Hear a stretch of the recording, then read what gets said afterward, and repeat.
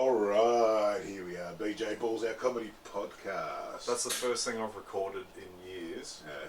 And you throw sound effects on it. Sorry, bro. It's alright. Still I'm not angry, love you. just disappointed. No, he killed a spider for me, so I'm very thankful right now. I should be throwing Saved stones. your life. He did. I mean, I tried to. it was a miniature tarantula, so I'm still shook. We are joined by a very special guest, Bron Lewis. Alright, excellent. Hello. Thank you very much for coming in. Thanks for having me. No, anytime. Absolutely. How you been? Yeah, great. Yep, good.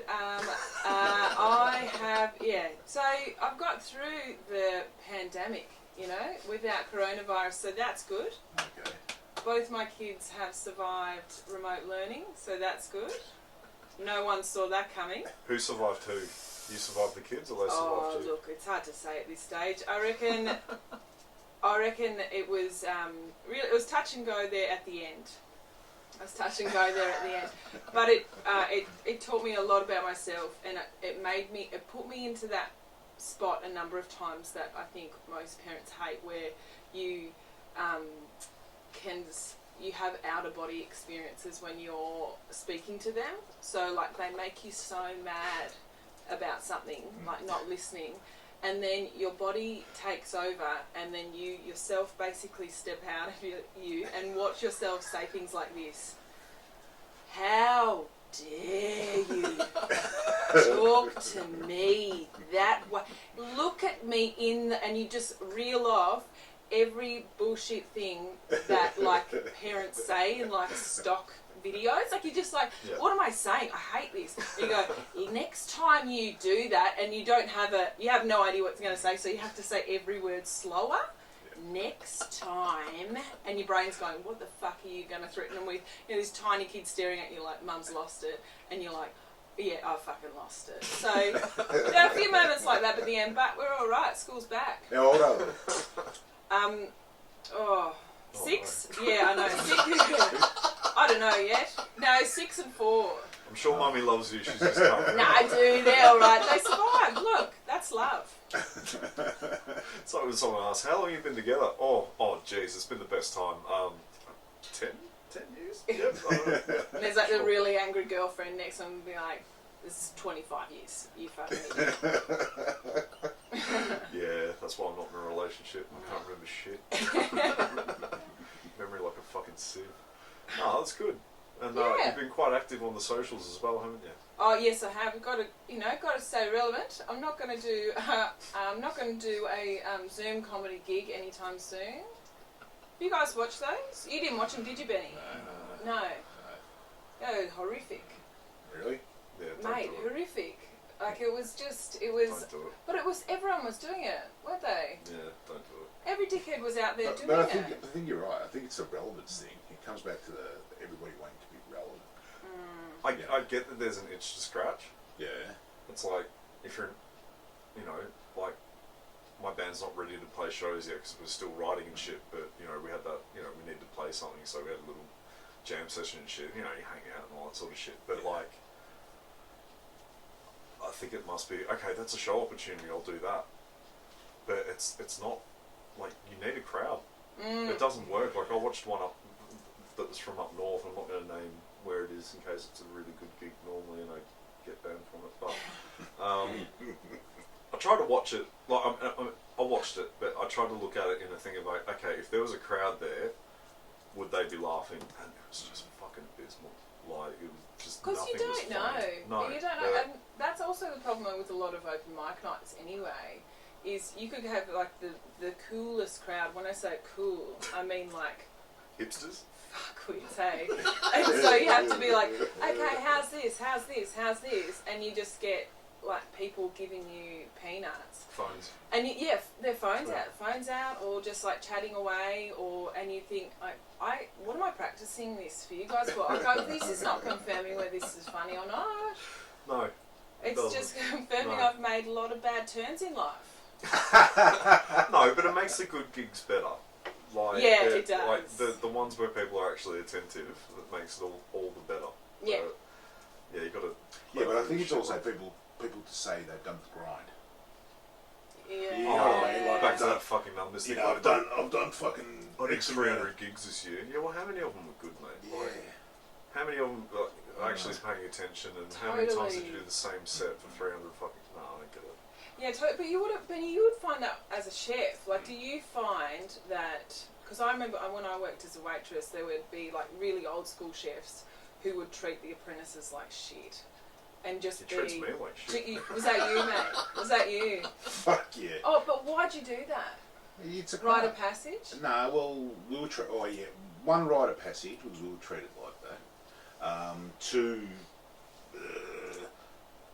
I've got to say, the younger generation doesn't listen. What was that, sorry? Yeah, that's it, right? God, that's my dad joke for the day. Do you have any out of body experiences where you're like, how dare you? I've pinned people up and shit. Oh, shit. Okay, great. I've grabbed them by the scruff of the neck. The 7-foot Montenegrin just Oh, shit. No, but I'm pretty fair. This is the thing. If I see, it's like an apprentice. I'm close to maybe, I'm going to be at 30 apprentices over the period of chefing. That's a lot. And teaching. Yeah. And I reckon That's a lot of swearing. out of all that, there's probably maybe 10 that didn't really make it. Yeah, Fuck. okay. You Like know? as in survive. No. Lived, As in actually didn't make it in the sense of the industry. That somewhere along the line they gave up. Yeah. Right? So it's a tough industry. I don't care what Oh, anybody says. it would be so hard. Hours of shit and... But I could tell you at the start, when you first meet them, is you know if they want to be part of this. Because I always say to them, particularly towards when all that Master Chef and all that shit came out, they thought it was exactly like that. Yeah. And then I had you Chef, can I deconstruct this? No, you can fucking make it for people to yeah, eat it. pretty much. It's like just as long as you follow. And I used to say to them, get a book. What I say, you write. Yeah. You know what I mean? So basically, a recipe, because I can't sit there and go, I'm not going to pull out a recipe book and go, I'm going to make this. Yeah. It's here. I'm going to make it. Now, how much did you put of that? Well, okay, I'll tell you, a pinch of this or this or this or this. And I'll say, a pinch is whatever, half a teaspoon or whatever the case may A be. pinch is a pinch. Yeah, but you try Holds to up teach in them all court. that sort of stuff.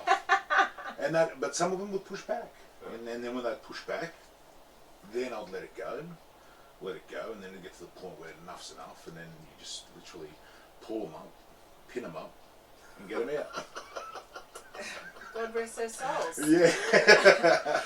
But I was always fair. I was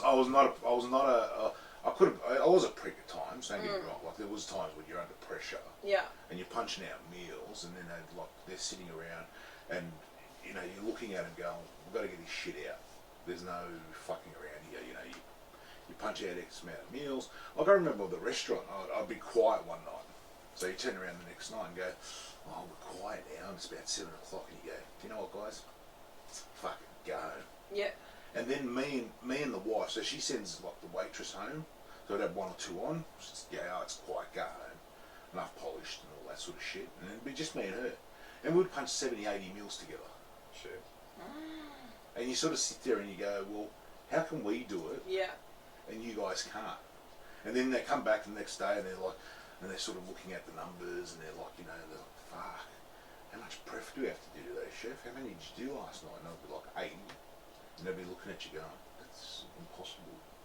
It was you by yourself. Yeah. You know, and You weren't cooking books, were you? Like Nah. carambolas. I wish I was at certain points. Fucking, it would have been good, you know, like, but you sort of sit there and you try to teach them that and then take it away, and you take it away to another job, whatever you're going to do, wherever your desire is, sort of thing, and we're always trying to instill shit. And they always thought, you know, like, I didn't have a fine dining restaurant. It was sort of between sort of restaurant, fine dining, restaurant, sort of that. Okay. It was right in the middle. Yeah. So, you know, cutlery, the whole, polished shit, old Yeah. school, very old school. Everything I cooked from scratch. I did not buy anything in. So I teach you from scratch. Yeah. So if you wanted to learn, there's a door, come in, learn. And they'd be like looking at me going, well, why can't we buy the mayo? Why can't we buy that? Why can't we, you know what I mean? Like, and you could just see them going, fuck, it'd be a lot easier if I was at fucking grilled or something. And it's like, yeah, it'd be easier at those places, in a pub and all that sort of shit. But I'm actually teaching you, I call it the Bible, I don't know where it is here now, but I'm not going to exaggerate, probably 400 or 500 recipes in there that I go through and I teach these kids when they come through. And I'd say to them, take it, photocopy is upstairs, photocopy it. Don't ask me for the recipe. I've shown you once. I've shown you twice. I've shown you 3 times. Now it's your objective to go upstairs, photocopy it, put it in your book, and then when I turn around and you say, make me an aioli or make me a fucking whatever, you don't have to go, chef, what goes in that? It's like, no, you got your book, flip it over, make it. I told you once, fuck off. I will kill you. You know? But with that, so what I'm asking is like with being, because I know that like the psycho older chefs, I'm not saying that you're a psycho, I am sure of it, but I'm not saying it to you, okay, is I like the older ones would just fucking assholes to the apprentices. So I remember an apprentice who had a pot thrown at her head, and she had like a bleeding forehead, and the chef was like, it's my rite of passage to treat her like that. How'd you get over that? That's a bit fun. Do you know? That's too fun. So that's why I'm not an apprentice chef anymore. But no, it is but the so what I'm saying in comedy, do you reckon those people, the people who are like a quiet, who aren't very polite, they feel like they're the ones that rehash memes as jokes. Oh right, great, okay. Yeah. No, but do you think that they have been at the start of comedy when they went to when they go back in their down memory lane, and they're like, oh, but when I started, no one laughed at me, so why should I laugh at you? I don't think it's them, because everybody I've spoken to, the people that are sort of actually making money from it, are willing to teach. Yeah, they're some of the nicest comics. They're some of the nicest people. No, that's true. But anybody sort of at that cusp of, I want to become something, or I'm just doing this, they're the arsehole. Yeah. Yeah. You sort of sit there going, well, you know, we know guys that have been out there fucking nearly 10 years. 20 years.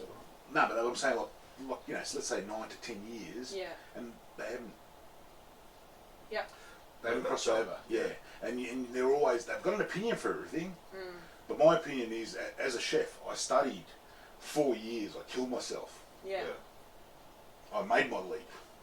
And then I just kept leaping to get to to my restaurant. You know what I'm saying? Yep. So that was my goal. The restaurant's your goal. And like comedy now, it's the goal is I'm not saying I want to be a superstar or anything, but I want to be able to fucking get out there, do corporates, do actual proper gigs where I get paid. Yeah. You know what I mean? That's my goal. So I'm trying to achieve that goal. And I know it's going to be hard and hard yards and all that, but I have to keep going. Whereas you got guys that, like I say, 9, 10 years, they still haven't made that leap. But I guarantee you, they have got they'll be total arseholes to you. They'll turn around and fucking, they won't even give you a time of day. It's like, you're nothing to me, mate. You know what I mean? And it's sad to see that. It's just like, well, wait a minute. What have you achieved? I always say to people, tell me what you achieved, then I'll shut the fuck up. Yeah, and tell me what I should know. Yeah. And that's the thing. Like, and that's where you sort of see it. Sometimes it becomes that.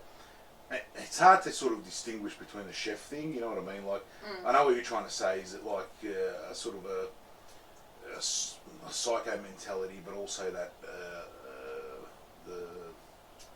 what's the word I'm looking for now? Fucking like somebody that's overpowering. You know what I mean? And it's not that you're not looking to overpower anybody. Yeah. Sometimes you get into that moment of fuck me, you're doing my head in here. Yeah. I fucking told you, and then you go. That's at your hand. It's just like fucking. It becomes that. You sound like my mum when I was 7. You know, instantaneous. Fucking keep it to it. I actually tell you guys a story. I was working at this is my own restaurant, and I was looking for apprentices. Not going to give a fuck. Anybody wants to come in, try it out. And all I say to them, try it out. I'll pay you. Have a look. See you go. And I used to have the hottest part of the kitchen. I used to have a char grill restaurant. So my char grill was about 2.5 meters long. It was against one wall. The heat would sort of flow up, to the other wall, but right in the corner, it'd get up to about 70 degrees. It got fucking hot in that corner.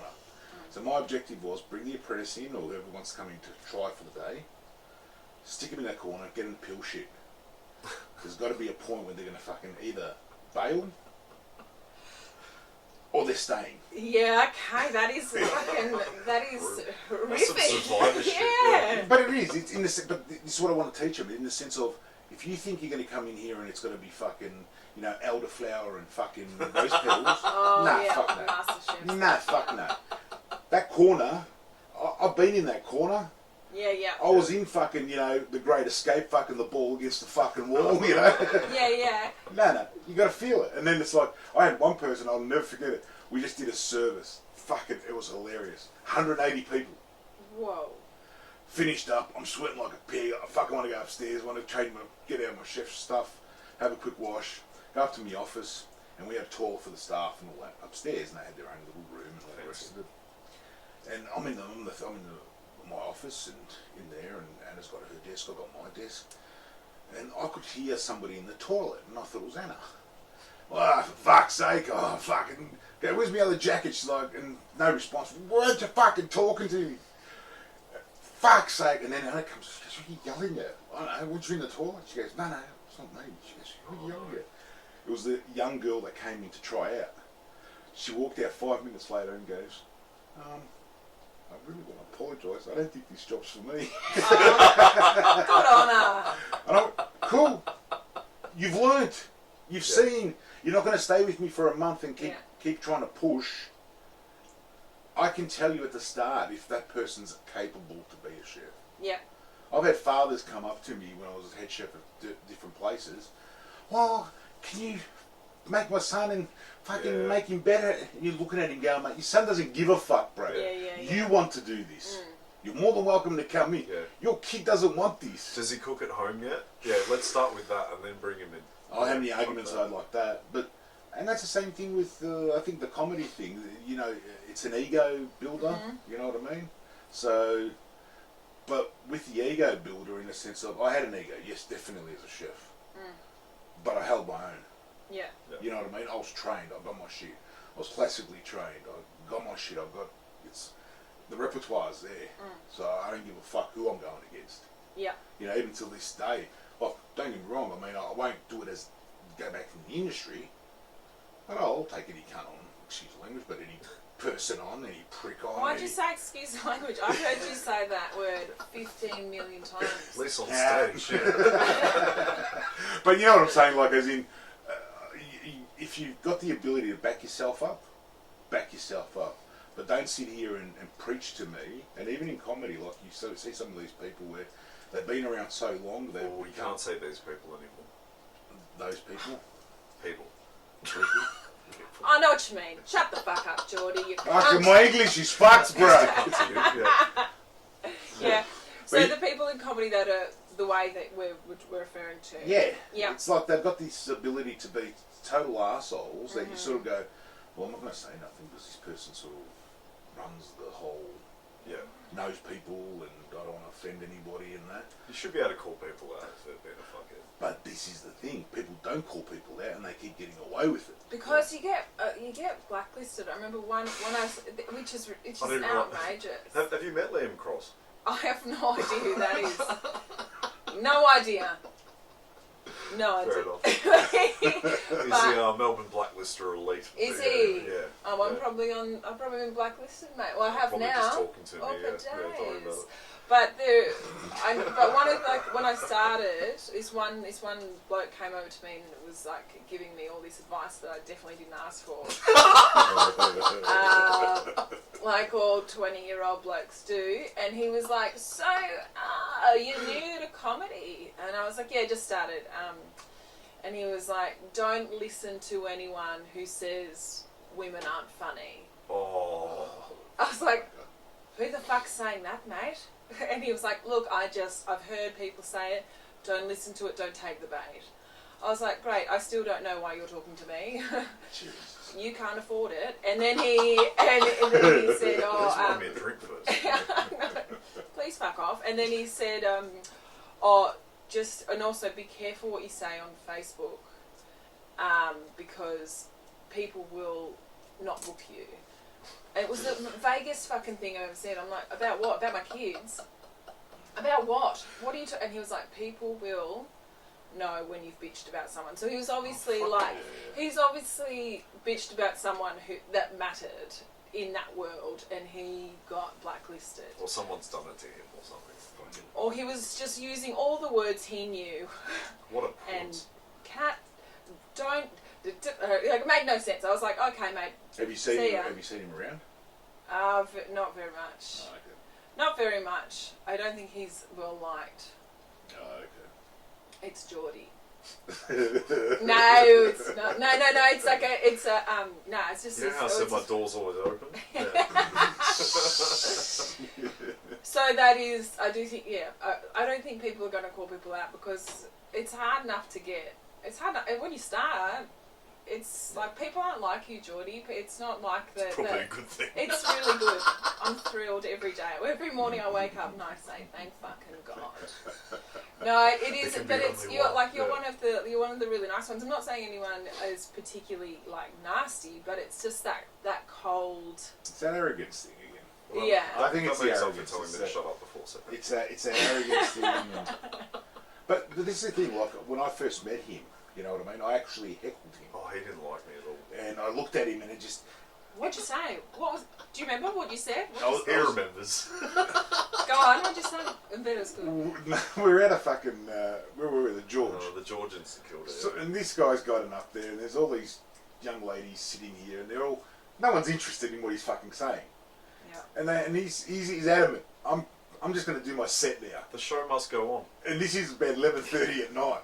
Oh. Well, you know when you're like, come on, mate, your last act. I know you've been waiting I around. wasn't, but yeah.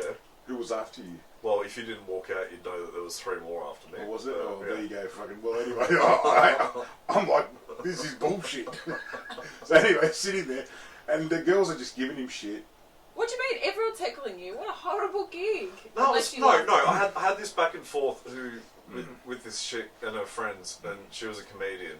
Shout out to Vanessa Larry Mitchell. I fucking love her now. But no. Like she was giving me shit, and then her friends were giving me shit. So I ended up like ditching material and had a back and forth with them. But people were laughing. But Benny was clearly pissed off and didn't hear that bit. But. And then now I know that it was Benny and his mate. So Benny and his mate walked past me as I'm mid-sentence, and his mate like taps him on the shoulder and goes, no, don't do it. And they can walk. Oh, no. It was, no, don't say anything. And then your mate, who I'm assuming was Christos now, just gives me a, like, as he walks past, and Benny just blanks me. Like, I didn't know who he was. It was fucking So you were rude. going to say something? Yeah, I was going to say, bro, give it up, mate. You're going too fucking far there. What the fuck? I'm done, bro. You're killing me. And my mate's just like, don't say nothing. Just keep walking. And I'm like, oh. Fine. Keep You're walking. lucky. That was great. And then he rocks up at my room and he's like, oh, you want to do a podcast? And he's got a picture of balls. And I was like, yeah. Like, done. That is the most romantic story I've ever heard. And then he killed a fucking spider for me today. So yeah, it's leaps and bounds for this relationship. So, yeah. But no, with the comedy thing, I understand what you're both saying with the, you know, you go to an open mic and people just don't pay attention. But the way I look at it is like, everyone's there to try shit, and this is just open mics, but it'd be like a Michelin chef, having a mate who's a Michelin chef, it's like, Bron, you want to come over tonight, I'm going to cook you something. You're the Michelin chef, you're going to be picking apart every single fucking thing I've made. No, I'm not. And we're fucking thrilled someone's cooked for me. Wrong. You don't reckon? This is the thing that always pisses me off, and I'll go back to the chefing thing. But every time somebody's invited me over, they'll be trying so hard to cook for me. Yeah, how annoying. And I'd look at them and go, I don't care. Yeah. I would rather eat I'm whatever hungry. you guys Yeah. eat every single fucking day than this shit you've cooked me. And I've actually said that to a few people. I'm blatant, like, I don't give a fuck, because it's like, it pisses me off because that's not enjoying. I don't enjoy it. Yeah. I don't want to be uncomfortable eating Yeah. at your place. Yeah. I want to sit there, have a laugh, have something to drink, maybe whatever. If it's fucking piece of cheese, it's a piece of cheese. I don't give a shit. Yeah. As long as you're not cooking it. That's it. Do you know? I Yeah. think so it is a misconception with chefs. I reckon I've cooked for a chef once and I was like, I hope you like it. He was like, I don't give a fuck what it is, mate. This is a holiday for 2 hours. So that's the other thing. So when I see, because we know that when you put a joke together, like you want it to work. So, and you've also put time and effort into it. And it's also an experience that you've also had. So there's like part of your life that you've had to like mold into something that is funny, and then you put it into something that you've memorized. You stand up on stage, and so we know that. And so when a comedian gets up, the least you can do is to fucking listen. Yeah. Do you know? Make eye contact with someone, yeah. Yeah. No, Or but like what, say, but what, yeah. yeah, I don't know. At the end, like if you speak to them, just be, I like that bit. Even if it was like, you know, that they didn't do well at all. Like, you know, the thing when you get off stage and you like go and stand near a comedian who has been on, is about to go on, and they pretend they can't see you, and you're like, oh my god, who the fuck are you? Yeah. Yeah. So I find that quite interesting. So it's a bit of a mind fuck. Yeah. But I'm too old to care as much about it than I would have cared if I started when I was in my 20s. Yeah. Just get in, do your job. That I agree with. Yeah. The older you are, and you just don't care anymore. Like you sort of go, whatever. I don't care about anything. I think that makes me a better comic than the person who cares. Yeah, but that's you. You've got this ice cold fucking, I don't know, whatever the fuck it is. It's an ice cold feeling, but you're actually nice and cuddly. I give good vibes. No one's ever complained about my cuddling abilities. Thank you, Bernie. Don't. I didn't say anybody complained. I said it was a nice cuddling ability. Okay, we love your cuddles. Calm down. And I swing both ways. I can be a big spoon or a little spoon for anyone listening. So yeah, I didn't point at the camera. All right. So speaking about your comedy, Yeah. I met you about a year ago. I want to say. Yeah, it would be about that. And it got pitched to me that you'd done 2 or 3 shows when you came to Death or Glory, and I was blown away. Oh, that's so nice. I was a fan from the get-go. Oh, that's very kind. How'd you start? It started. So I'm not into any like woo-woo stuff, but this woman that What's a woo-woo? I know, none of you thought I was going to start with that, did I you? don't know what Woo-woo's that like magic. Oh, right, yeah. See? Yeah, okay. I'm not into woo-woo. Get the candles out, yeah. Yeah, only seances. So let's fucking raise the dead. No, it's the... They're funnier than half the cunts in Melbourne. No, I It didn't is, say that. yeah, so a lady that I worked with was like, oh, I just went to this psyche, it was amazing. And I was like, oh, okay, here we go. And then she was like, and then they said, and then she mentioned all this stuff that it was actually true. And I was like, fuck, that's actually, now I'm listening. And so I thought, fuck it, who cares, I'll just have a go. So I went out to this lady, and this lady mentioned, oh, you know, there's something in your throat. And I was like, no, I'm fine, keep going. She was like, no, it's, something's here. I was like, no, I feel fine. And it kept, like, it went for a while, and then I was like, oh, what are you talking about? She was like, your chakra. I was like, I beg your pardon? In your throat, excuse me? And then and she said, there's something that's blocking there, and you need to use your voice for something. Are you a singer? And then I was like, no, I'm not a singer. What a waste of money. I drove all the way out here, fuck it. And then she was like, you just have to work out what it is with your voice. And I was like, I have no idea what you're talking about. This has been a waste of my time, goodbye. And as I was driving home, I was like, oh, maybe I do actually want to try comedy. Yeah. And at this stage, I'm 32. So I'm 33 now. It's been a huge year. But I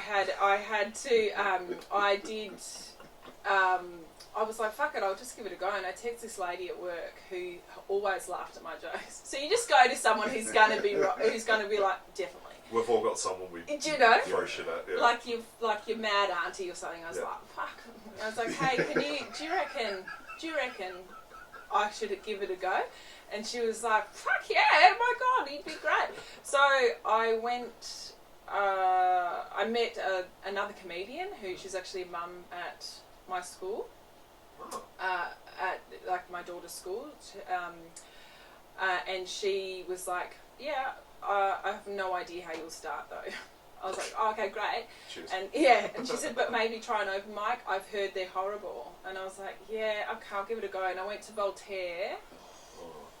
But it was actually really good, mostly because half the people in the crowd were my mates. Like, they all wanted to come see it work. And I don't know if you guys remember your first gig, but I hear that most people's first gigs are all right because you've got nothing to compare it to. So if one dickhead laughs, you're like, I'm a fucking comedian. Like, this is where I'm supposed to be. Yeah.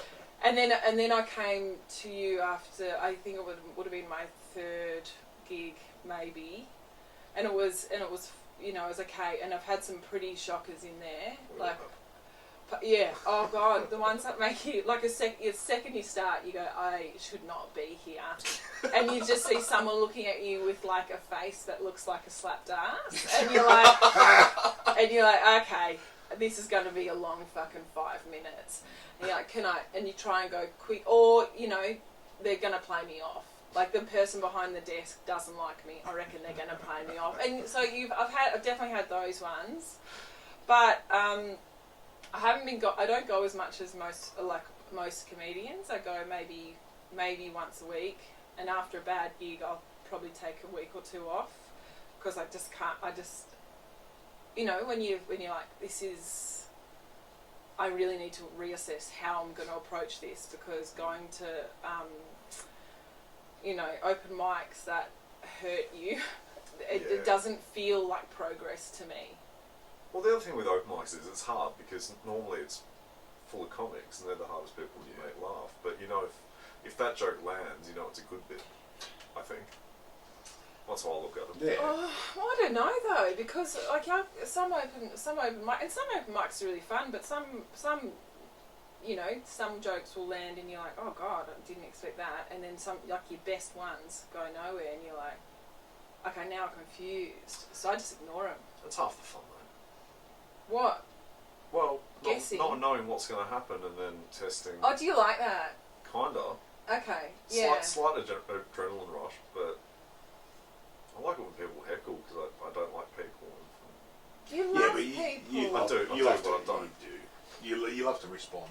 Yeah. You know what I mean? So I get bored of my material so fucking quickly. Like, if I bust it out for 2 weeks and I know that works and I want to try something else, but if I haven't written anything and someone talks out of turn, give me. Like, it's great. I prefer ad-lib over, but I don't like improv. So what do? You just hope someone heckles or gives someone else shit before I go on, and Just then invite Benny.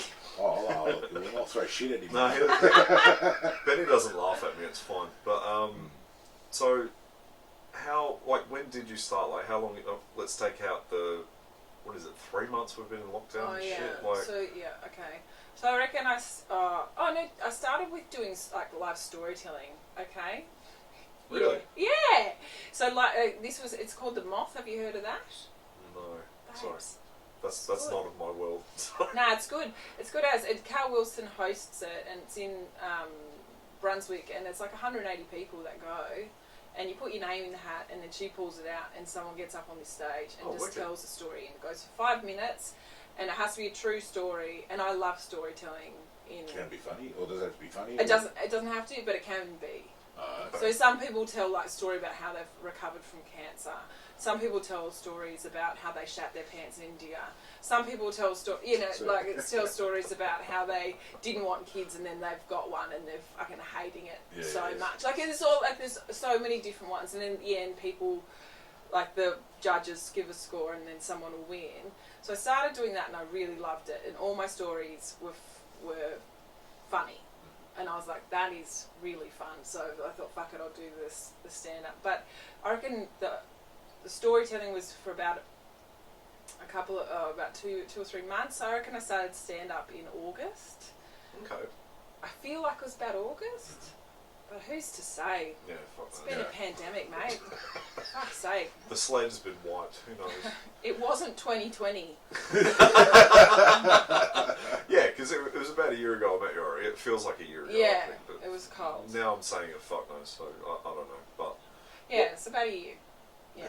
did you always have an interest in comedy, or was it just No. watched it and then no? Nah, didn't even watch it. I love comedy and I love making people laugh, but I didn't like watching stand-up very much because I felt like I was missing out. Does that make sense? Like you know when you watch so I didn't love watching comedy during the pandemic because I felt like I should have been working on it, but I wasn't, and it was just a reminder of what success looked like, and I wasn't that.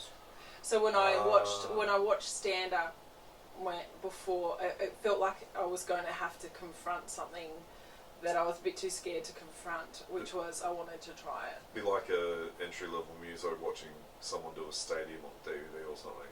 Yeah, exactly. Yeah, I get it. Yeah. Oh, that hurts. Yeah, okay, yeah, I get it. So no, I didn't watch it very much, but when I do see a good one, I love it so much and think about it for days and days and days. Quality over quantity. Yeah. I don't know. I watched Mike Birbiglia's over the pandemic. Mike Birbiglia's the new one. Have you guys watched that? It's on Netflix. Amazing. Anyway, You're going to have to send that to me so I will. can't pronounce that. It was just so good, so clever, and it's the kind of comedy that I want to do. I also love so much watching bad comedy. Do you? Like and this is the thing, like at an open mic, when you watch someone go so badly, Yeah.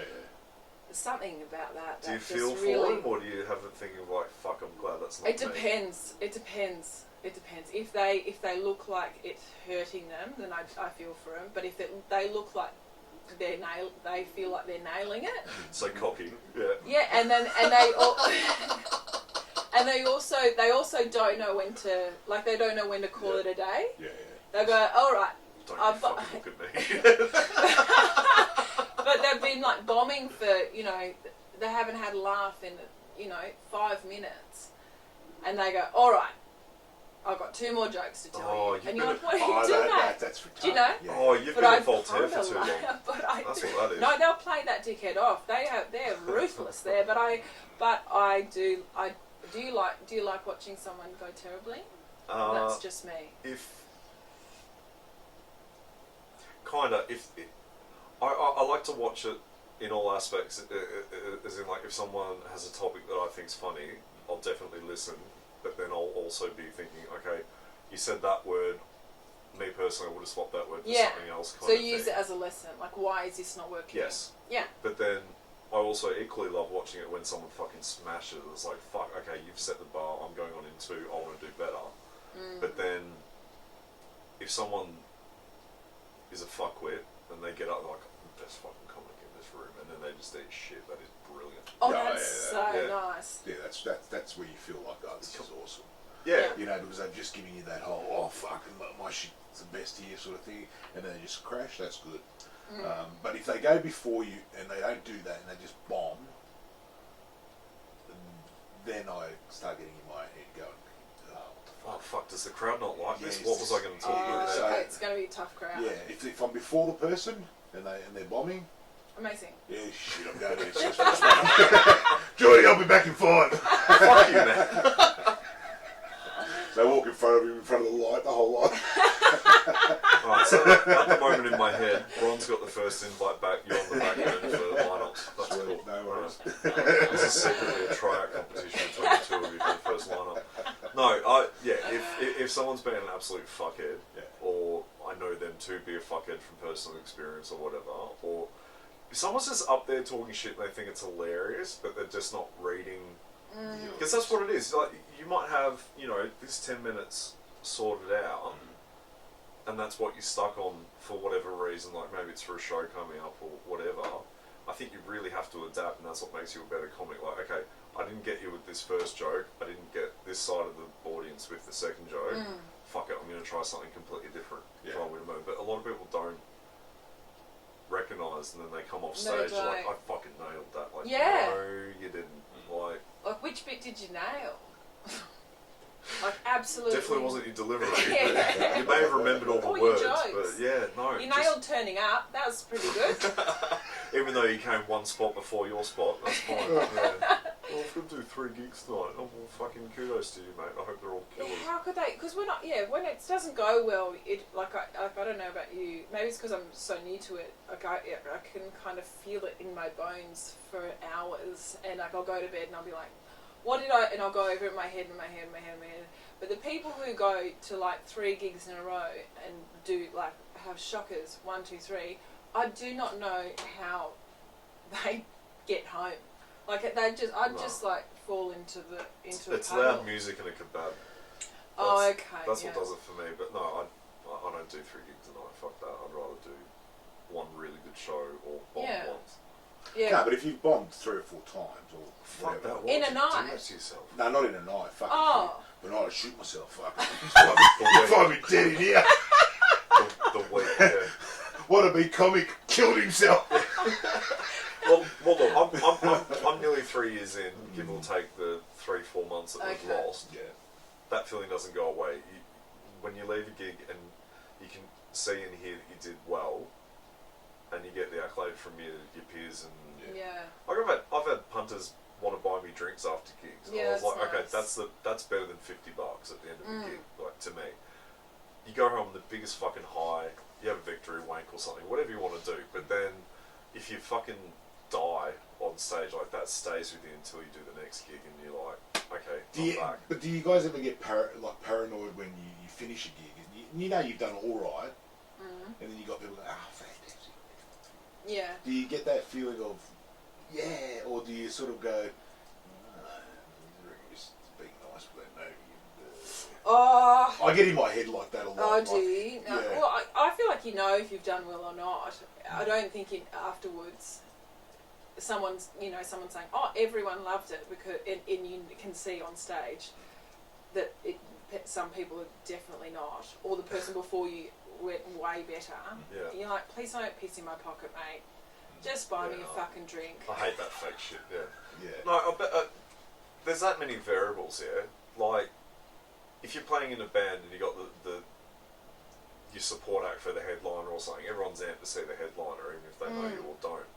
If you put on a good show, you can tell. But everyone's there for that, right? Yeah. But then with comedy, like, you got that many variables. Like, you'll talk about that, I'll talk about this, and then 6 other fucking comics will cover 6 other topics or something similar. You've got that many variables of, like, okay, that table came in late or something, they fucking loved it because like they've never been before, or these people have never seen you, but then those comics already knew it and they knew you bombed. Yeah, okay. Or something. There's just that many. Like, I think if someone, No, it's true. if someone's going to go out of their way and you've never met them before to say good show, I think that comes with good intent. But I'd be skeptical of comics who have seen, if you've seen my set that I'm working on at the moment over the last 3 weeks, because we happen to have 3 gigs together. Oh, yeah. You went out of your way to say something like, oh, that was fucking amazing, and I know I ate shit, I probably wouldn't believe it. Yeah, because why the fuck would you? Exactly. And at the end, I would say, just joking, you're a piece of shit. Hey,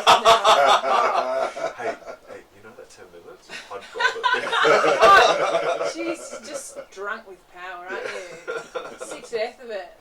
But I reckon coming in later, in my 30s after having 2 kids, I have experiences to lean on, and that allows me to create more things. So when I see like younger comedians who are all like, you know, like, oh, I yeah, took a tram. Oh, it's just, oh, yeah, exactly. Or, oh, how good is it finishing school, hey? 2 things that pisses me off about the young people: the drugs. I can't stand that. You know what I mean? Oh, I've done drugs, man. Drugs don't make you funny. Yeah, well, but they go. That's that kill. That's the. They think that's going to kill now. Everybody's just going to go. Really? Did you do drugs, bro? and they feel like walking up there, grabbing the fucking. I was about fucking 2 mil from heroin, cut. It probably happened one day. You sure you're a chef? I don't know. No, he's actually a hitman. No. But that's what I hate. Like they go to those things where it's like, you know, the drugs And what's the other one? You said there's 2 things: was drugs, and what's the other one? Is it people. Tinder?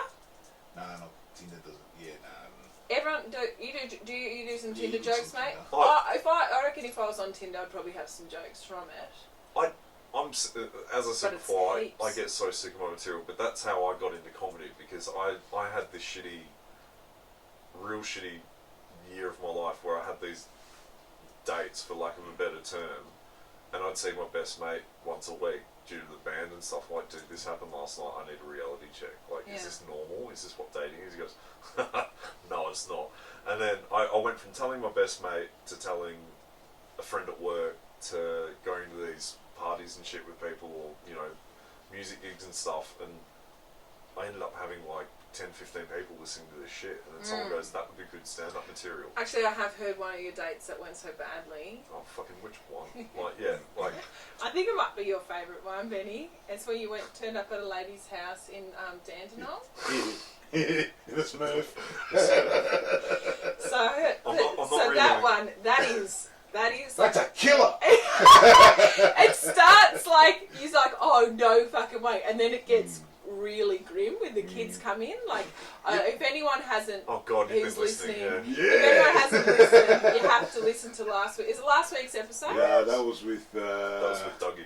How long ago was Dougie that? Chappell. Dougie and the boys. That was the boys one as well. God, With yeah. the boys.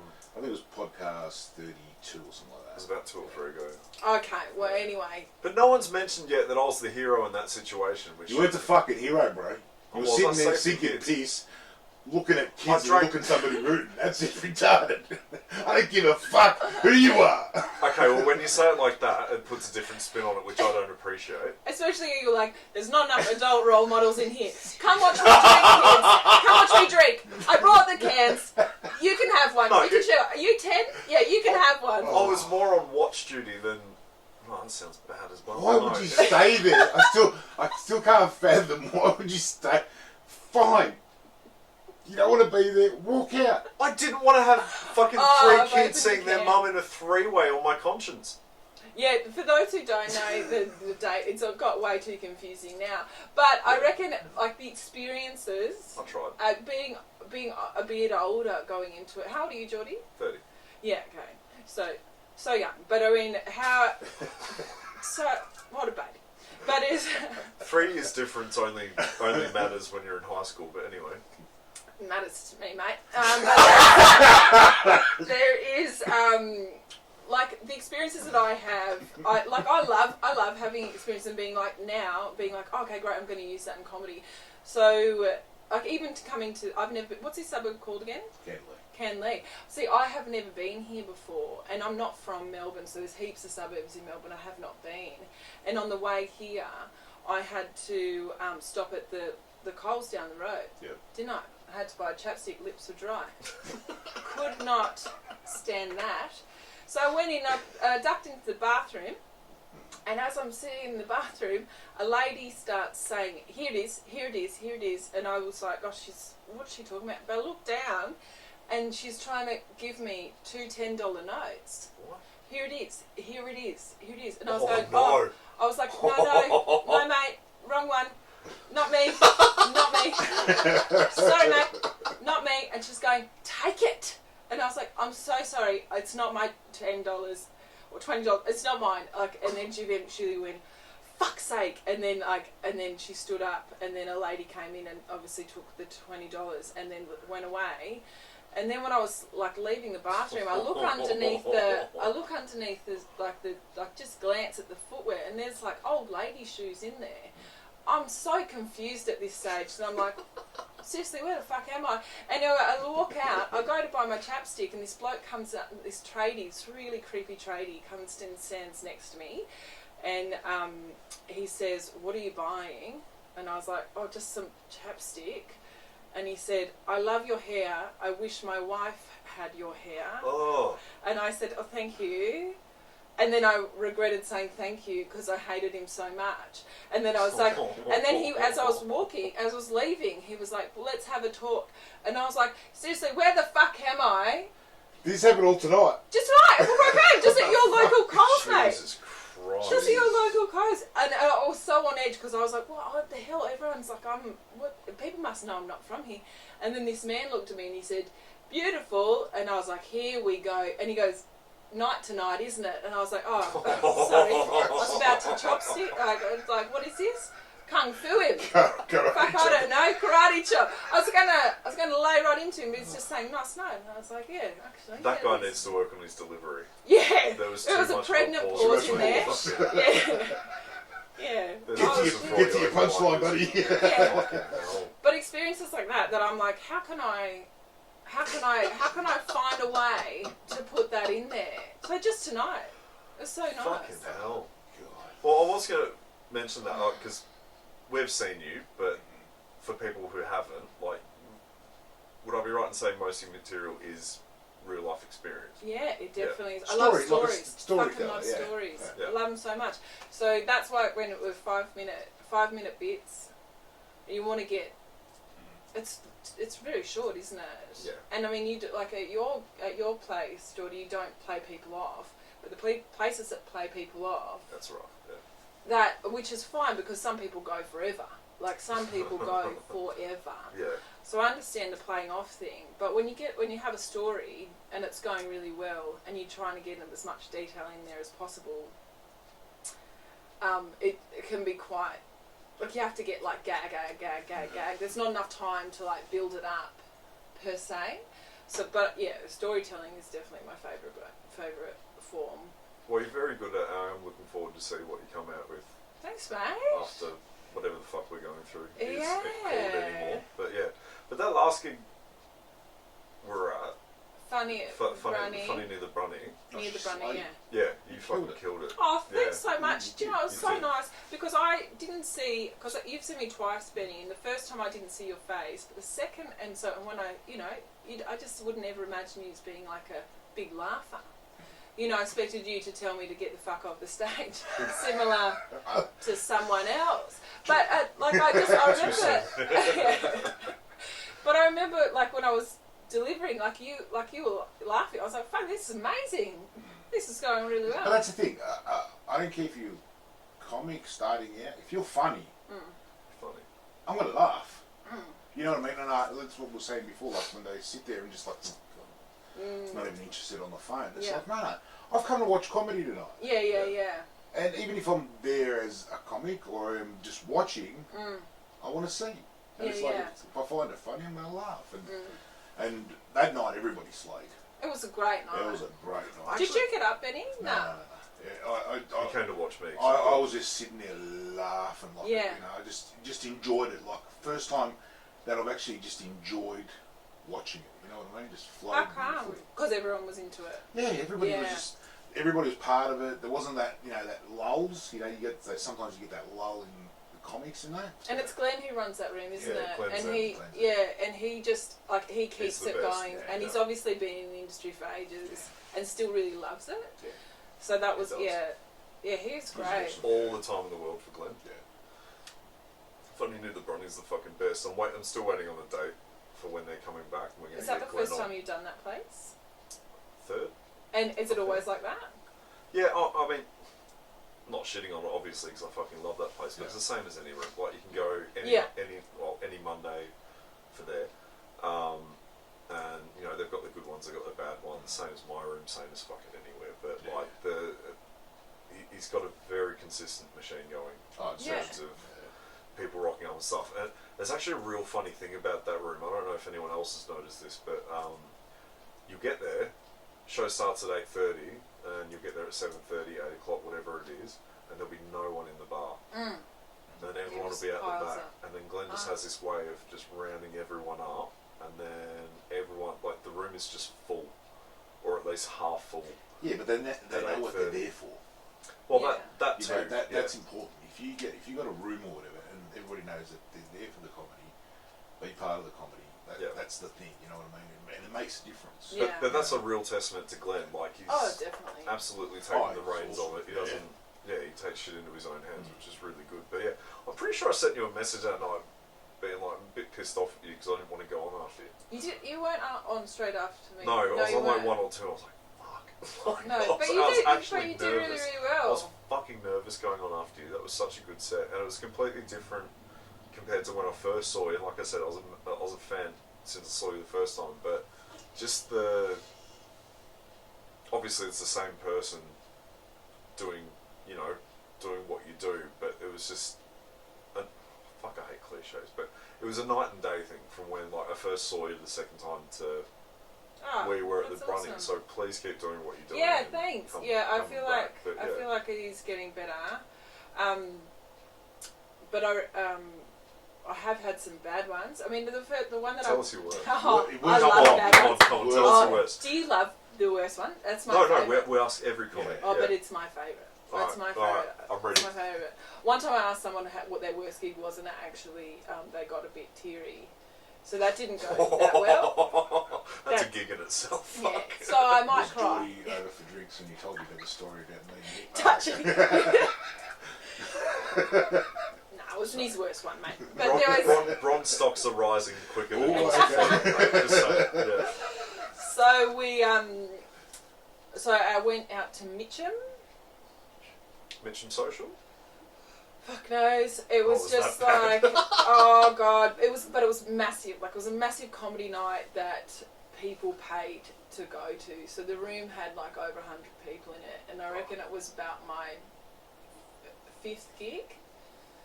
And I was like, okay, yeah, how hard could this be? And I've had pretty good ones up until then. And then I'd said to one of the guys at the back, So somebody's approached you to do this gig. So my mate who is an actual comedian, she was like a real life makes money from it. She's like, Is this Claire? Yeah, Yeah. Claire. So she said, oh, I've got you this gig in Mitcham, and I was like, where the fuck is that? And I thought it was just like some piece of shit, nothing. But she was like, no, it's good, it'll be fine. Anyway, we get there, I'm like, oh, this place is huge.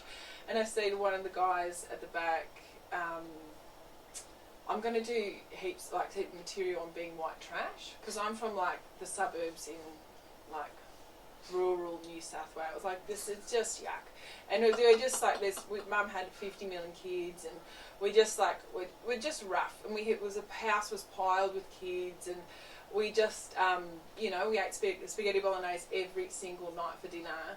And it was great, it was fine, but we're white trash. There's no two ways about it. And so a lot of my material is about that.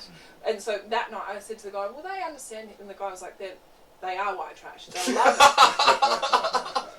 And I was like, amazing. But it's that thing where, so I went on after a comedian who's slayed. Like, she was so good, but hers was like real filthy stuff that I thought it was really risky, because they were a bit older. Like, there was a lot of grey hair in the audience, and she was talking about like fingering and like fucking way, like when she was like in high school, and she was calling the audience cunts, and they could not cope with how funny it was. I didn't have enough material in the bank to be like, oh, I'll just use the time when I talk about fucking, which I don't even have any of that. So I was like, fuck. So I just got up and I just did the thing that I'd rehearsed, and almost every joke there was nothing.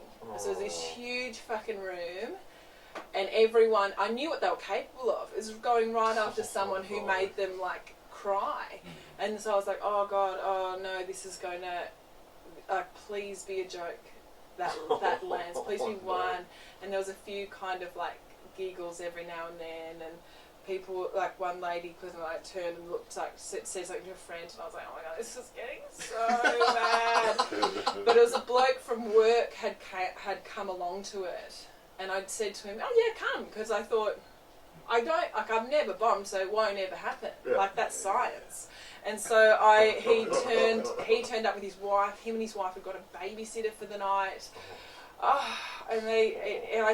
He sat behind me at work, so it was kind of like I know that I was going to see him again. At the end of the gig, I went, at the end of my bit, there was just like a few kind of like this. I was like, oh my God. I went out the back, and I just wanted to just throw myself out the window. I was like, that was horrific. And all the comedians, because they all knew that I was super new, came out and they were like, it wasn't that bad. I was like, it was horrible. Please don't touch me. Don't come near me. Just give me some space, mate. And then the girl who did so well, like, she just looked like she was floating, and she came over and she was like, how you feeling? I was like, not that good, eh? Like, it was not good. And then at the end of the gig, like when all of it was finished, I wanted to leave, but I had to stand near the door where all of the people were, like, every single person had to walk past me, and I was like, no. And then Nick Cody, who was also on that night, who did so well, like, he's hilarious. He came over to me, he came over to everyone, and he kind of looked at me, and his face kind of changed, because you know like you look at someone and you go, oh, that's the person whose mum just died, and then they have to decide what they're going to say. So he looked at me and was like, yeah. Oh yeah, you did well.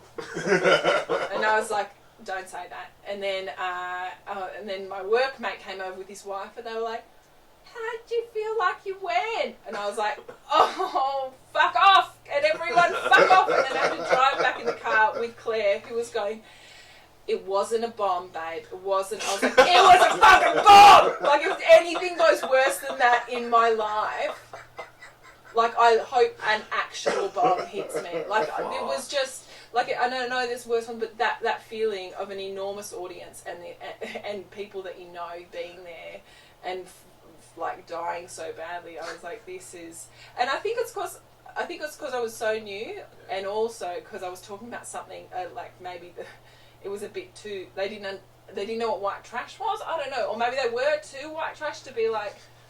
You hit a raw nerve. Yeah, I don't know. We're laughing at this We shit. are not trash. We love spaghetti bolognese. We're cashed up bogans. We're Yeah. not trash. Talk about sex, you slut. And I'm like, no. Fucking hell. Yeah, so that was weird. What's your worst gig, Jordy? Oh, God. hitting a nerve. I accidentally started a roast, and it wasn't a roast night. I had a back and forth with someone who I didn't know was a comedian. And the MC said something like, "Are you two fucking like what's going on here?" I was like, "No, what was it? No, I've got standards," and it just went from there. And yeah, I've never felt the deer in headlights thing that badly before, and yeah, it was rough. Yeah. So, did she win, or did he win? Did the comedian win? That wasn't. No, she got up and walked out. Oh, she was that upset. Yeah. Oh, you upset her. Oh, so she didn't. She wasn't like, oh, that's hilarious. That is bad. I've kind of wiped it. Okay. From the I beginning, feel like, no, it was. yeah, I feel like you it was said something bad, super yeah. nasty. No, that was probably the nastiest part, but it was just. The night was weird. Because you're not mean. It doesn't suit you to do that. Well, it depends who you are. But no, it was just. There was just a back and forth all night, and then she got up and did her set, but then, like, pointed me out and said something to me. I was like, alright, bitch, it's on. And then I got up a few acts later, and then she said something, and then the MC said something like, oh, you two together or something like that, and then it just. Well, that is the vaguest story I've ever heard. I can't remember I think she it had was blue that hair. bad. Oh my god! Remember I was saying I love detail? You're like, and then something happened. And then I honestly can't remember. No, yeah. it was How just. do you forget your worst gig though? It How wasn't, do it you? wasn't my worst. Oh, yeah, you put them at the back of your head. Oh, Mate. bury that shit. I would have killed myself. No, okay, no. Alright. I get throwing them at the back out. That was shit. Move on. Another one. Okay, no. That was a bomb in a sense, but it was the first time I was on stage where I realised I was in the wrong and I pushed way past the line. I read the room completely wrong. I thought people were like up for a bit of beef or something, or they wanted to see a fight of some kind, and they didn't. And you thought that she was like, this is kind of funny as well. Yeah, I completely read the room wrong. Did you say? and the Did you person. apologise? About a year later when I bumped into her again. Yeah. Wow, what a man! I Well, I waited didn't know who she was. 365 days. That's my style. No, I didn't know who she was. Oh. And then, Still in the game. And then I saw her. I think so. Yeah. And then like I saw her around, and then she gave me this look, and that was a "don't approach me" look. And I was like, yeah, no, that's cool. And then she came along to Dental Mortgage, funnily enough, with a bunch of other comics. And I took her. So I was like, look, I just want to apologise, blah, blah, blah, and like smooth things over. And then she came to do the gig at my room like a month later, and she was free. And did you heckle her? No. You're fat! No, she's definitely not fat. I've known who she is. I'm just saying. I would never... I'm surprised I didn't cop that one from her, but the no, absolute worst gig I did was my very second one, and the first one went, I thought, good because it was all adrenaline. No standards, all that sort of babe. shit. No Exactly, no standards, yeah. standards. And it was the first gig that I realised that I wasn't on stage with my bandmates. There was no lights, there was no smoke machine, there was no music. I didn't have a guitar or a bass in front of me. And I got 30 seconds in, I heard my voice for the first time. Oh. And I was like, oh God, I don't want to listen to that. None of these people are going to listen. I've been Jordy, thank you. And I just got off. It was After fucking 30 horrible. seconds? Because you Felt heard like 30 your seconds. voice? Yeah, it was horrible. I was like, no, I can't do this. Yeah. Fuck. Yeah. What did people's... It would have looked like a proper meltdown as well. Oh, it was a meltdown. Yeah. Did you cry? No, see, I'm on antidepressants. I'm lucky if anything comes out. But yeah, no, it was. I've seen him cry. Yeah, when I cooked for Benny once and he yelled at me. No, it was bad. Yeah, and then I think it took me a good 2-3 weeks to have a crack at it again. Yeah. Yeah. Sometimes you need a break to recover. Fuck Just yeah. go lick your wounds and be like, it's not me, it's them. Fuck them. I'm hilarious. I'm fucking Judy. No, see, that's the thing. I've run on a solid thing of expect nothing, don't be disappointed. So, Okay. like, if someone tells me I'm funny, I'll be like, yeah, cheers, thank you. But I don't walk out of thinking, I'm a fucking every gig's a new gig to me. Like, every gig is different. You don't know who the fuck's going to be there. Yeah. The lineup's always different. Like, you might, you know, double up. Like, I may have done one with you last week. I did one with you 2 weeks previous, and we might cross paths again next week, but it's going to be a different fucking gig. We're not going to have the same people. You might bring the same friend. I might bring a same friend. Yeah. That's the only thing you're in control of, is who you invite and who actually rocks up. Everything else is just fucking chance, I reckon. But I know, when I slay, when I killed a room, and I drive home, fucking on the socials, I'm fucking awesome, man! You guys have got no idea! When I've had a hint to myself that I had any form of ego, I was like, no, shut that shit down quick. That's not going to help you, like, at all. No. Well, what was yours, Benny? What was your worst one? Probably watching me and the George. So it wasn't your actual gig, someone else's. Oh no, I've bombed. Fuck, I've bombed a lot. But it actually teaches you shit. I'll tell you a bomb. It was a year ago, and it was at the Highlander. My mum just passed. Oh mate. And then I went, I'm going to do a tribute to her. Oh yeah. So I got on stage, and it wasn't a bomb. I think everybody was too scared to either laugh. I thought it was all funny what I was saying. Yeah. So in my head, I was pretty depressed. So I had shit going on, and I had to say something and blah blah blah, and I went back there, and you could see the people. It wasn't funny. Like, some of the jokes, yes, they hit, but some of them were just like, nah, this is depressing, and you could just hear the room go, you know, and it's like, do we laugh? Don't we laugh? And it was just like, I think he needs to get this off his chest. Yeah. So I did all that, and in my head I went, I fucking killed it, and just, you know what I mean? Like, so he's still in my head. Yeah, that was fucking awesome. Got home. Yeah, fucking killed it. But no, like, looking back at it, nah, fuck no. Like, I fucked that up. Yeah, it's interesting when you watch a comedian who is telling a story that they've not actually processed properly, or they're saying they're okay with it when it doesn't, when it just feels a little bit too real for the audience. No one knows what to do. There was one comedian I saw a while ago who was talking about how she wrote her own suicide letter, and everyone was like, and look, she might have processed it, but it was a bit, it was really hard to find the humour, even though it was super dark comedy, and I really dig dark comedy if it's done well, but I'm not saying she didn't do it well. It just felt it was not something. Everyone was like, "Oh fuck, is she all right?" So it probably would have been that same thing of like, "Fuck, he's not okay." Were you like laugh crying as you were delivering it? No, it was just sort of, it was emotional. You could hear it in my voice. So their voice was like quivering and all that sort of shit. And they felt that. And I've got to give Kieran, like, you know, I've got to give him credit. Like, he's gone, nah, fuck it, let's get him on there. You know what I mean? Keep going. But you look back on it and you go, okay, well, I've got to fix this. I've got to sort this out. I've got to, you know what I mean? Yeah. For me, it was all about finding who I was. Mm-hmm. You know what I mean? So I know who I am now, sort of thing. Mm-hmm. Like, I'm still learning, but in the sense of I know what my character is, where I sort of fit in that whole comedy range. And did that take you a while to find that? So, like, can you tell me what you were like at the start? Sorry, quick pause for 2 seconds. I'm about to piss myself. Sorry. Sorry. I thought I was right, but I'm not. We don't want a coffee, really? Story of my fucking life. A drink? I'll be 30 seconds. Want a wine? You want something? Oh, great. Water? No, amazing. How long have you had this place for? We built, nearly 90 years ago. Oh, shit. Yeah, we built it out here, and It's a beautiful spot. Everyone's like takes so much pride. It's changed. Has it?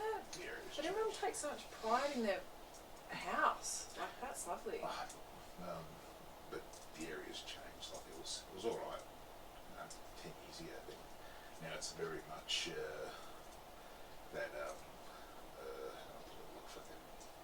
like say drugs and shit like that. Like a lot of it. I don't know. Honestly, I don't know if that was. No, I know, but I'm just saying, like a lot of what I can see, like it's just become very ferally at the moment through the area. Yeah. And Well, I'm in Brunswick. It's way worse in Brunswick. For God's sake. It's not that bad, is it? Oh, look, there's flats and Yeah, the flats. everything everywhere. So, I mean, drugs are every single suburb. I didn't feel like it's just very neat and tidy. Like that's nice. People keep their places. You know, they look after everybody. If you want to do it, you do it. If you don't want to do it, it's going to turn to shit. So, you know. Do you get along with your neighbours? I'll say hello. Yeah. That's as far as I go. Sort of like, I don't need to. Nobody needs to know what I'm up to, and I don't need to know what they're up to. Yeah. But we all know each other. Literally, we all know each other, and we know what's going on, and we all look after each other, and we know when we've gone away or whatever. Yeah, so that's nice. But there's no real. I don't see all the friends going, "Hey, g'day, mate." Yeah. None of that shit. No. Just a quick, there you go, and what's going on. We don't know our neighbours at all. Yeah. At all. And we've been there for 3 years. And like she'll walk past our house. It's my neighbour. She'll walk past our house and look the other way. And we're not loud. I don't know. It is weird, isn't it? And it's really. I feel like that's pretty depressing. I'm like, come on, mate. Say hello. Don't make it weird. You've made it fucking weird now. Have you said hello to her? Yeah. And nothing. Just looks the other way. I'm so sorry about that. It's fine. It's fine with me. I forgot to I go. don't know how Benny reacts to people two ways. Not again, Jordy, for fuck's sake! Stop using my water. Alright, so you're asking. Yeah. Wait. So how does it compare from where you your comedy from when you started to now? I was finding a voice. Yeah. And so me doing the loud guy now, that's me. That's Yeah. who I am. Yeah. That's who I've always been. I don't give a shit. I don't care what you think. I don't care what he thinks. But when I started, I cared. I was worried. Well, that's your first mistake. Yeah, but that's the mistake I made in the sense of I was worried about everybody's. I've got to look good for this person. I can't say this. I don't give a fuck anymore. Oh, so nice. So now it's basically, it's coming. It's coming 100 miles an hour, so you just better be ready for it. Yeah. And that must be so much more enjoyable for you now. It is. It's been great because this has helped, obviously. You know, meeting a lot more people and stuff like that. And it's just opened up who I am. Like, having the ability to get out there and joke with people and get to know people and you can talk, you know, the normal level and comedy, the whole lot sort of thing. And it's just, when you first, we all go through it. When you first start, you don't know anybody. So you walk in there going, oh, will they like me? Yeah. Am I going to say the right thing? Yeah, it's like your first day at school. Fuck yeah. But that takes a while too. And you know, you might befriend one person, or you've picked the wrong person, and then people looking at you, why'd you pick this person? You know what I mean? So you're sitting there going, You're like someone who got blacklisted. yeah. But you know what I mean? Like it's that whole, is it the right person? Am I talking to the right? Whereas I've become that person that I don't care now. Yeah. It's like, you blacklist me, go right ahead. I'll build a fucking room. I'll pin you against the wall, mate. But you know what I mean? Like, if you get that mentality of just not giving a fuck and just go out there and just do it and have fun with it. You know what I mean? So that's where you become real. Yeah. So then you see who really I am. Yeah. You know, my fuck ups, my flaws, my whole lot. Yeah. And whereas I'm trying to sit there and try to work it all out, I've got to be this way.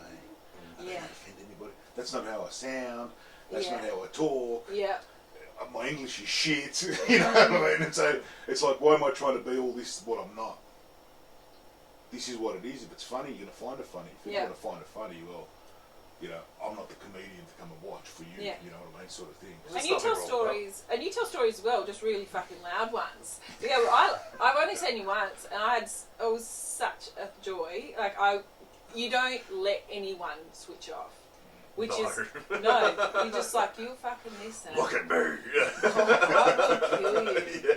And I'm like, I believe you. Oh, I'm never gonna like Benny just in case you fucking Oh my god. But that's it's the fun fun. part of it, you know. The energy doesn't seem hard for you to do that. Like some people who will choose to be, and this is like what you're saying. Like you can choose You can choose a style that doesn't feel natural, or you can just like let it go and just do what actually you want to do. And then you see people who've chosen something that isn't naturally theirs. And I'm still trying to work out like certain things, but it's such a huge mistake to be like, oh no. Like for me, I'm not going to talk about like like, you know, like a lot of girls really want to talk about like fingering, and I'm like, I'm not gonna like it. I even hate that word. Like that is a verb I'm probably only use very rarely in my life.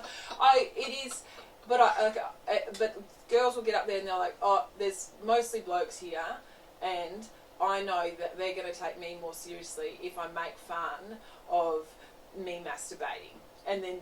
Like the blokes will go like, oh yeah, okay, cool, and then but I will never do that. But that's because I'm 33, and I know that is definitely not me. But if I started when I was 21, I'd be like, well, maybe that is what I'm going to do, because whatever. But it's really, you can tell when it isn't someone's true, like, you know, comedic self. Yeah, but it's got to be funny to you first before you think to say it. Yeah. And if it's not funny to you, then it's not you. Yeah, but your ability, you've got a great ability, like I've listened to you a few times, and it's like your ability of you telling your story, and then you just go, add that little bit in there. What the fuck did you say? Oh yeah, alright, mate. That just fucking freaked me out. Oh, that's fun. Oh, you know what I mean? You've got the ability to sort of, you just flow so easily, it's all good, and then you just chuck it in, you know what I mean? I know exactly what you're talking You know about. what I'm saying? I can't remember the fucking line. Yeah. It's just you've got this ability to do that. Oh, I've heard thanks, you, like when you do your comedy, it's like, yeah. Actually, we don't like reliving people's material because we want, the whole point of this is for people to come see us. So like, listen to the podcast, see when you're on, all that sort of stuff. But yeah, you've also got this fucking evil eye thing you do.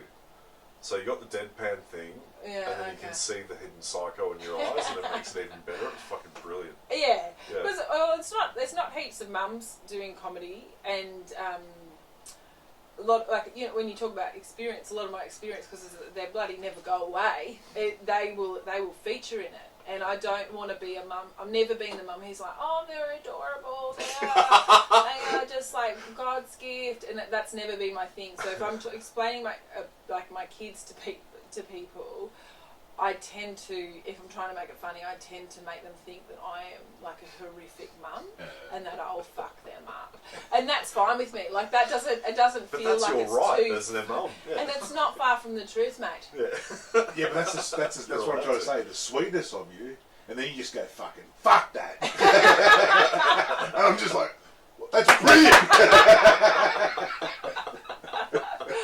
Oh, that's fun. But yeah, obviously there's a strange time at the moment. We would love to say, you know, catch Bron at XY show next week or whatever. But have you got any socials you can?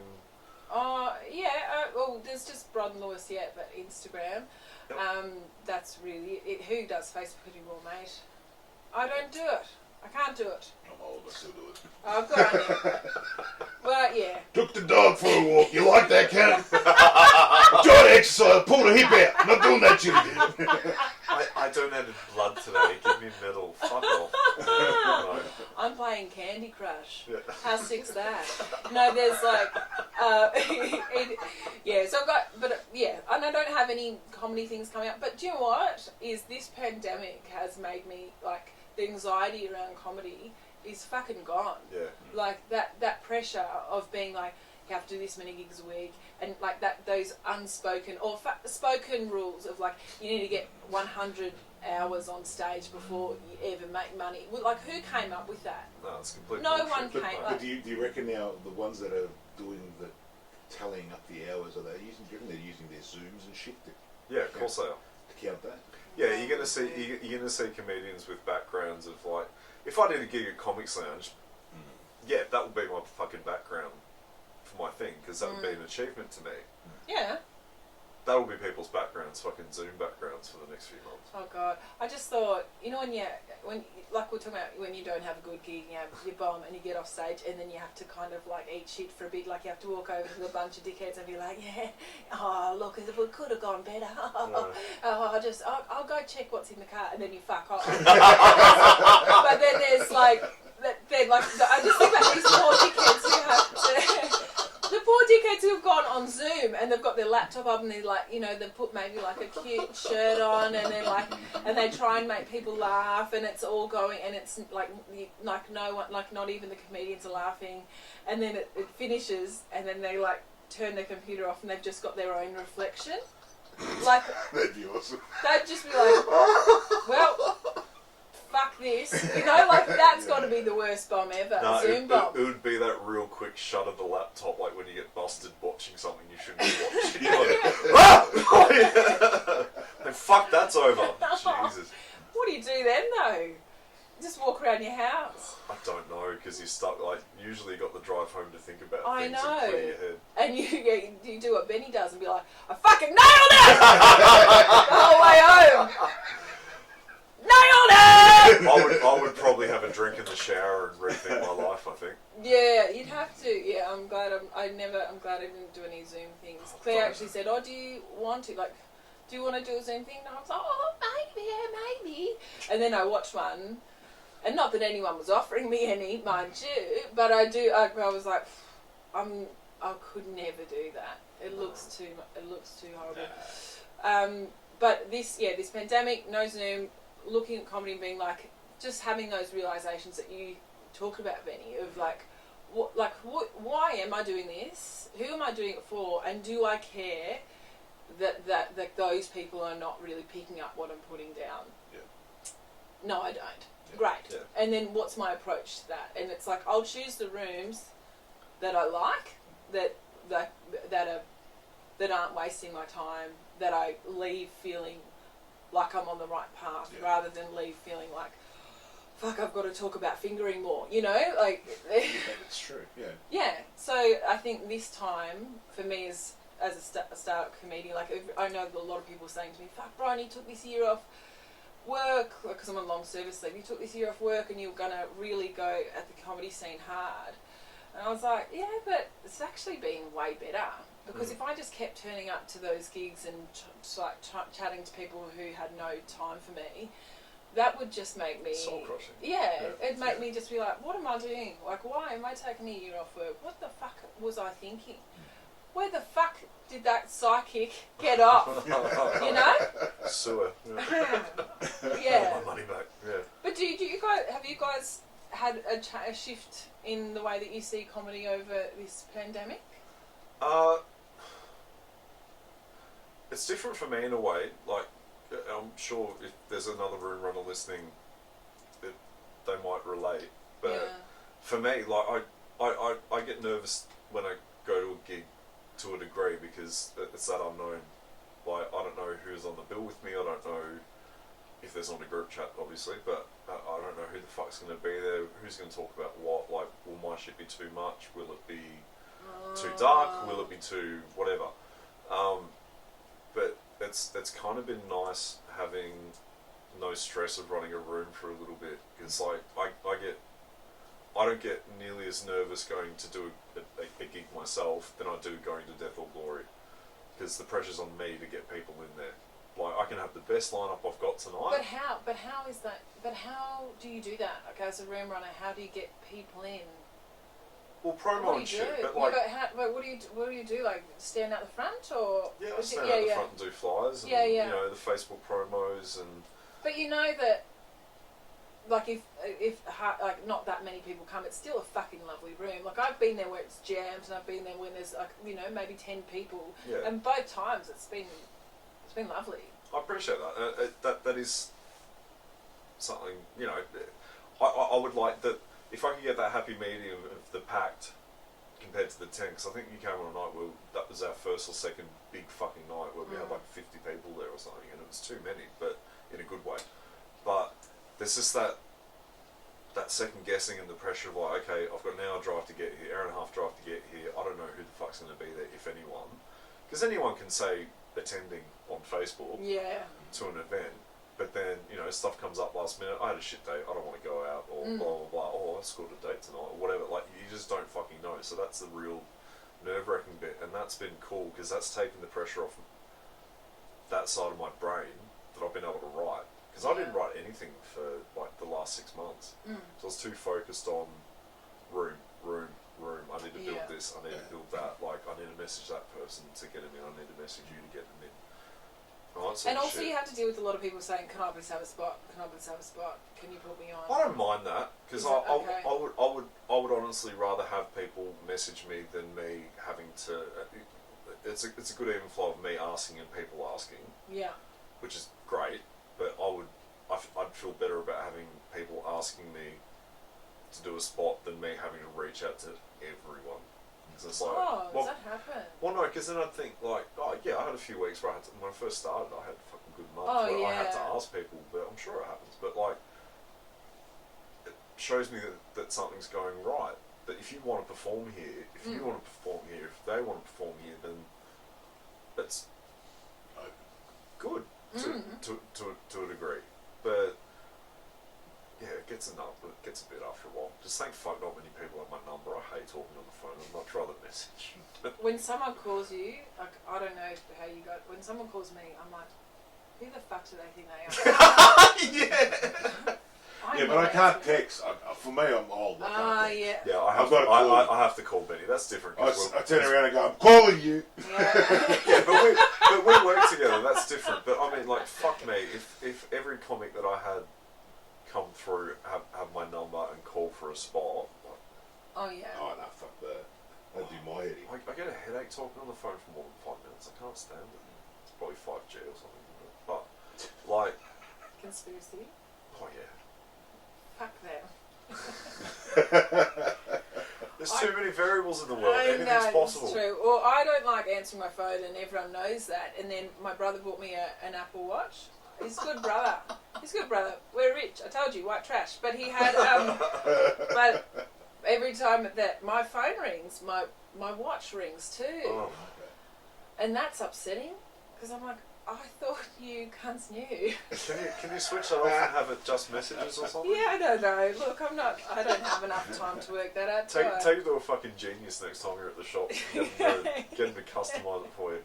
Should have asked out at your local Coles. The lady tried to give me $20. Maybe she wanted to fix my phone. What can you get for $20 in a stall? I don't know. That's why I was like, maybe I can't be drugged. It was $20. Oh, when I was 18, 20 or 15, $20 would get you a few nuggets of weed. But surely with inflation, $20. But she was, she was pretty angry about it. So maybe it was. Maybe she didn't come. Or maybe she just didn't want that money. Maybe the old lady going in had like Xannies or something. She was trying to get them. Oh, it's a mystery. We'll never know. I don't know. That's your job tomorrow, Benny. You got to go down to Coles and get to the bottom of this because we need answers. Oh, great. Me walking. Who the fuck was that? Who offered my guest $20? That's actually really lovely. Next time I come here, I'm going to expect someone to give me $20. Oh, look, I'd probably take it if it wasn't in the toilet. Oh, yeah. Well, don't know where that's been. Yeah. There was a moment. Oh, God, you should have said no. I'm contactless at the moment. Oh, everyone's fucking tapping. Yes. Give us your card instead. No, I was not going to converse. I was I was actually nervous opening the door, which is going to, I don't know. I was nervous. I'm not used to going anywhere but Brunswick. And then sometimes I have to go to Pram for your gig, and it's the other side of the river. I'm sorry. Look, mate. Sort your shit out. Yeah. Where do you want to be in like the next few years? Like what to you? What is the next step? Where do you want to take this? That's a very good question. And when I say that I've got clarity, I think a lot. I really love writing. Like I love the writing process so much. I love performing, but I love coming up with the ideas. You know that moment where you've figured out a joke, and you feel like all your ducks are in a row, and you're like, I'm a genius. Like this, I've actually made it. I love that. I love when that happens, and so I'd love to get into something with more writing. yeah, I'd love to not perform every single night. I'd love to perform and get paid for it. That would be nice. But at this stage, I want to just keep throwing shit at the wall and seeing what sticks. And yeah, that's the goal of this year. It's not like I know I want to be on Stan. You know, like that's, if I had a goal that clear, maybe it would make this easier. Sorry, but I don't. Life doesn't work like that. No. You can't. I don't feel like looking at something as big as comedy and being like, this is exactly where I want to land, and everything else is a failure. Yeah. It's you're going to end up so disappointed. Too much pressure. Probably so disappointed. Yeah. Yeah. So just leaving teaching for however long I've left it for, maybe forever, maybe not, but that already feels like a huge success for me to be able to, because like the benefits in teaching, like you get pretty good holidays, the pay's not shit, and your pay goes up every year. Like there's a level of comfort. Like it's not great pay, don't get me wrong, but it's not shit. Like you're not nothing to sneeze at, but it is. People get stuck in there, and I've worked with some really fucking depressed teachers, and they hate it, and they hate kids, and they hate, and they like count down the days to the holidays, like not like I guess everyone does, but not in a healthy way. Not in a not in a normal way. Like they don't, and they dread it, and they will take every single sick day that they're entitled to, and they become really they become like this toxic presence, and I started to feel like I was becoming that, and I desperately did not want to be. I only teach Year 12 English. Okay. And I really love the teaching part, but the politics around it, and like, I don't like a lot of teachers. Yeah. Some are great, like some are really great, but some, like I said, really toxic, really miserable. And what miserable people do is their purpose then becomes to make everyone around them miserable. It's like, if I hate my job and you've got the same job, you should fucking hate it. Yeah. So can you hate it, please? And it does, and that kind of energy, being around that energy, like willingly. It sucks you dry. Yeah, and you don't like. Didn't want to do it, and so leaving, like being like, I'm going to give up something that's super comfortable, super easy, and financially fine, and go and do something where none of that exists. I feel like that is like pretty great for me. Like so looking too far into the future, it's like, actually right now, even though it's scary and there's fuck all money in it, I actually feel pretty good about it. That's good. You know, I feel pretty excited. Well, with a clear mind, you can write more, I think.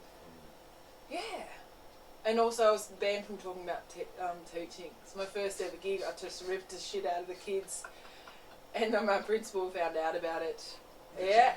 Oh shit. And told me that it made me write a contract to say I was never talk about it. Which is like, who cares? Like, come on. On service leave, you can't touch me. And also, yeah, it doesn't it doesn't really matter. There's so many comedians who were teachers or who are teachers. You probably heard of it. Like people talk about it. So it's not. I don't think it's a real thing. Doesn't matter. Fuck. Jeez. God, that's a bit controlling. It's not shit. I can't wait till I start talking about chefing stuff. yeah. I beat him up and I nearly killed him. They stopped me. Fuck, I've changed all the names in my mechanic bits. Yeah, fuck. Only 66 survived. It was not. Yeah, it's not good. Not great stats, is it? Fucking hell. Well, thank you for this tonight. Thank you for coming down. My and pleasure. Being part Thank you of it. very much. It's really super fun. I'm pleased we didn't talk about fingering or balls. Well, you're the only one who's brought up fingering. But, Yeah, and I can't stop. I told you, I'm trying to stay relevant.